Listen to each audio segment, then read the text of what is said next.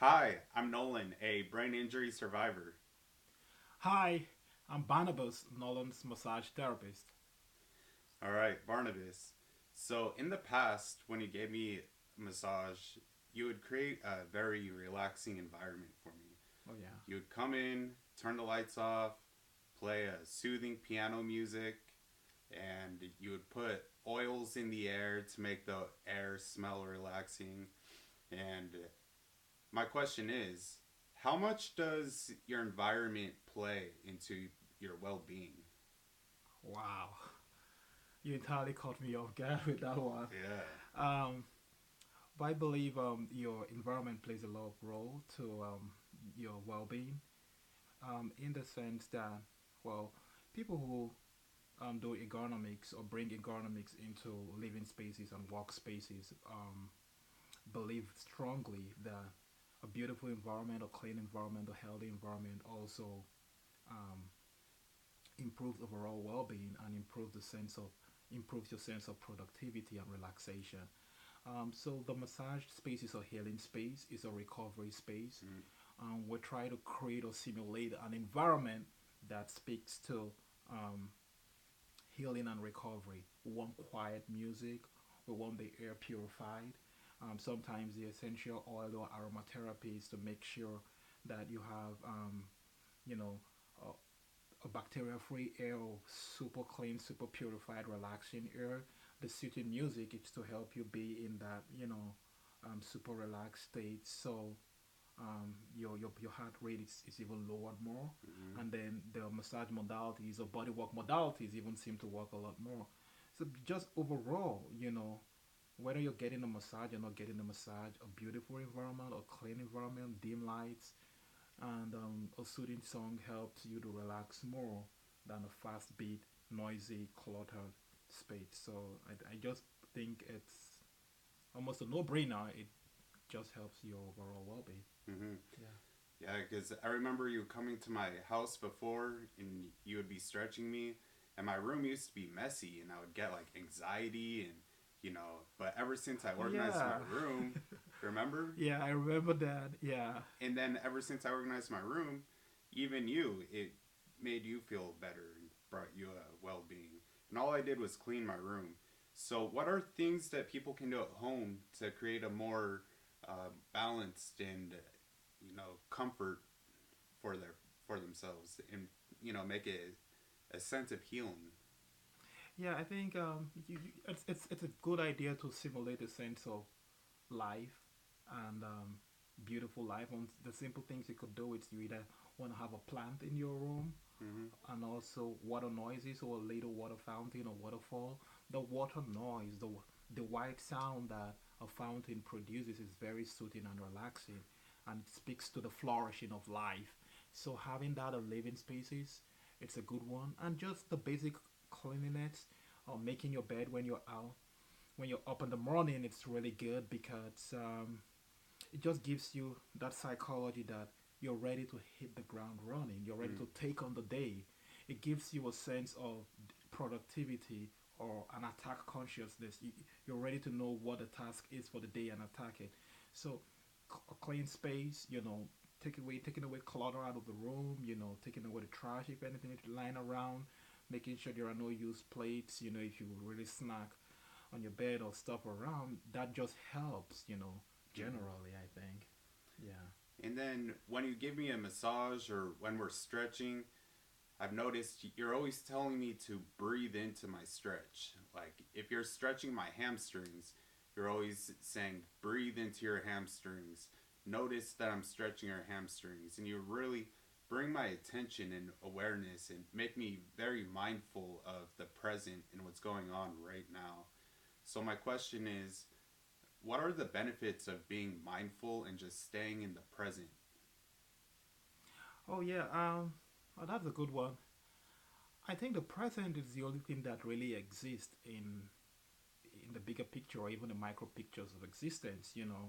Um, whatever happened in the past or whatever is gonna happen in the future, it's not as material to what you're doing with your resources, your consciousness, your mind, um, your mindfulness, your well-being in the present. So while I'm going through that healing protocol, I'm trying to ask you to be more grounded, to be more present, and to bear with me because that's the atmosphere that you get the biggest possibility of recovery and healing. If your mind is absent, if you're watching the Avengers movie, Mm-hmm. you know your mind during that time you're really distracted, and the neural connections that fuel and help the relaxation state and help you to follow through. Or if you're doing a passive stretch for instance, you're kind of distracted and you're not being present and connecting to having the full benefit of all we're trying to do.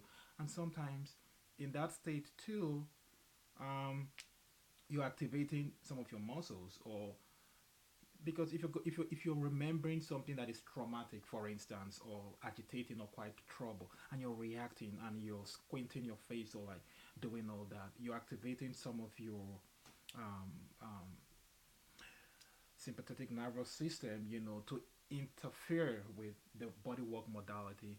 So just bringing you to that point of being present, being there, being grounded, breathing, I think is the best balance um, a therapist could ask for while going through that processes. And notice that there are times when we don't have music playing in the background, Mm-hmm. and it's all sports commentary or news or like kind of distracting something like, hey Nolan, do you really wanna like let the radio keep playing in the background? Why don't we just have either no sound or white sound or like relaxing music? Mm-hmm. That just bringing you to that state that when you're healing and recovering is different from anything else. It's just a different experience from when you want to play a sport or when you want to work out or when you want to do anything else. It's supposed to be a quiet, restful place.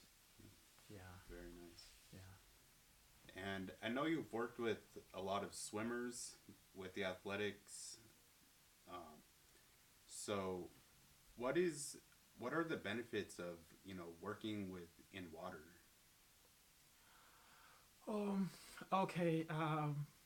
Well. from your experience? Well, I'll tell you this. I think water therapy. It's just one of the. I would say it's one of the ninth wonders of the world. There is something about water that is just magical and miraculous with how it refreshes the body, how it refreshes the mood. Mm-hmm. You could tell a happy person, like people who spend the time in water, you can hardly be depressed and be in water at the same time. That's true. You have your downcast and you just get into water, and then all of a sudden, like the blossoming of spring, your countenance just cheer up and all of that. In addition to that, while swimming or just doing most of the water exercises, you're activating almost all the muscles in your body at the same time, including the muscles that surround your ears that people don't usually activate. Mm-hmm. You're popping up your eyebrows. Sometimes the muscles in your forehead, your facial muscles, the many muscles around your face, your feet, your toes, your fingers, all those intricate muscles people don't remember to move. You're moving them. In addition to that, water produces a balance.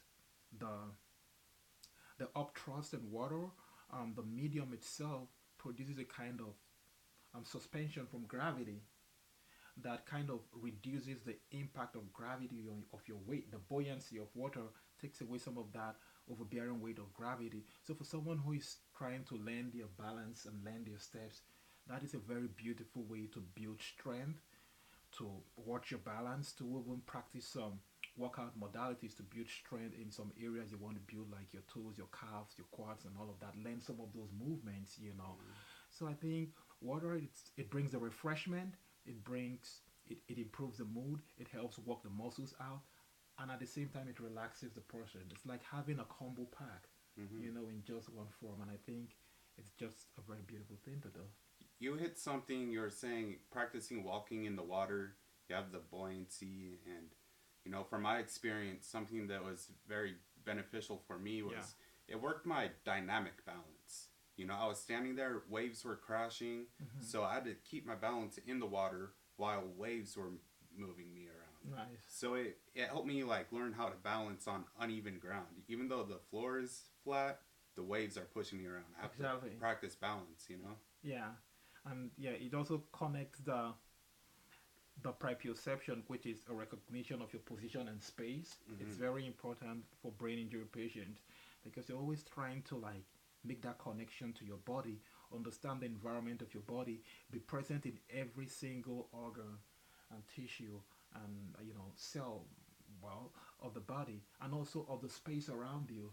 So that dynamic conditioning that you do when you're in water, it's can't be possible without that groundedness, the integration of proprioceptive skill, and just trying to bring all that together. So I think you did great, and that's a good thing you did. Hmm. Yeah. All right, Barnabas. When we first started stretching, you first started working on me. You would put the lotion on me, the massage lotion. You would start working on me, and my body would just suck it right up because I wasn't drinking enough water. Oh yeah, I And you remember always that. told me, you're always on me, drink more water, drink more water. What is the importance of water? Why were you always on your patients about drinking more water? I think water is very important because I think we're made of 70% water. The brain is like 70-80% water. And all the nutrients in the body are conveyed around the body through a liquid medium, whether it's the blood plasma, whether it's the lymphatic system, Hmm. or the or the circulatory system. Yeah, it's largely a water medium. So when you're dehydrated, you don't have as much healthy, relaxed muscles as when you have more water in your system.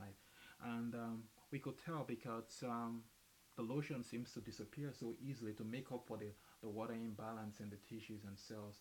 So that's how I know I'm like, hey, your hydration level is really poor.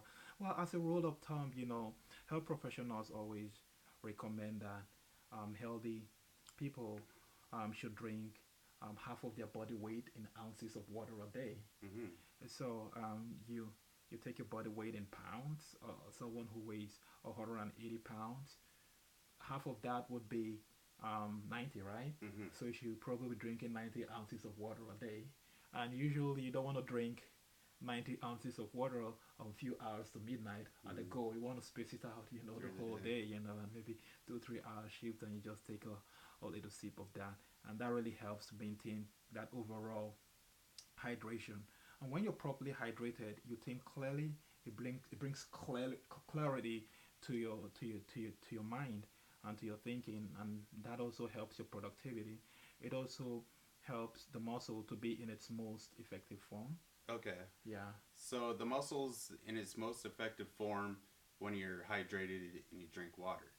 And that's interesting you said that because when I wasn't properly hydrated and didn't drink enough water, my spasticity would really cramp up. And I don't know if you remember or not, but I when you do. first started working on me, I was all cramped up. The spasticity was really hard. But the more I drank water and kept myself hydrated, the Hmm. spasticity loosened up. Yeah, it's not just the water drinking, but that really helped. Like I said, and think about it. You could tell even with the living life around us, you could tell a plant that is dehydrated. Mm. You go to the shopping mall, you want to buy vegetables or carrots, you're seeing those micro sprayers, spraying. It's organic